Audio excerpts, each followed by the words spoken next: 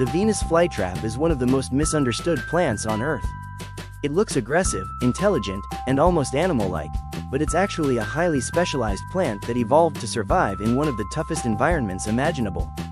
Today, we're exploring how the Venus flytrap works, why it eats insects, and what makes it one of the most extraordinary plants ever discovered. Fact 1.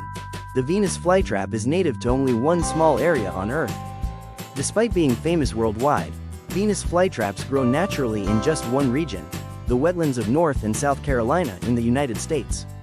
They thrive in nutrient-poor, acidic soil where most plants struggle to survive. Because the ground lacks nitrogen and phosphorus, the flytrap evolved a completely different strategy, getting nutrients from animals instead of soil. This extremely limited natural range also makes the Venus flytrap vulnerable to habitat loss, making wild populations rare and carefully protected. Fact 2. The trap only closes if its prey triggers it correctly. Each Venus flytrap trap contains tiny trigger hairs on its inner surface. For the trap to close, an insect must touch these hairs at least twice within about 20 seconds.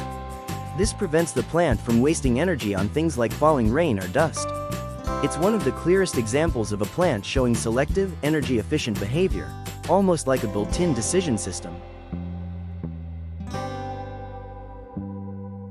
Fact 3. The trap snaps shut in less than a second.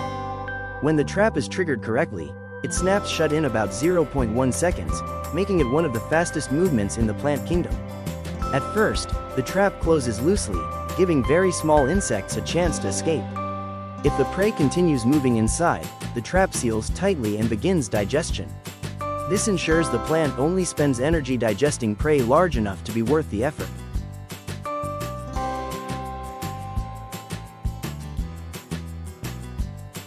Fact 4. The Venus flytrap digests prey slowly, like an external stomach. Once sealed, the trap releases digestive enzymes similar to those found in animal stomachs. Over the course of 5 to 12 days, the insect is broken down, and nutrients are absorbed through the trap's surface.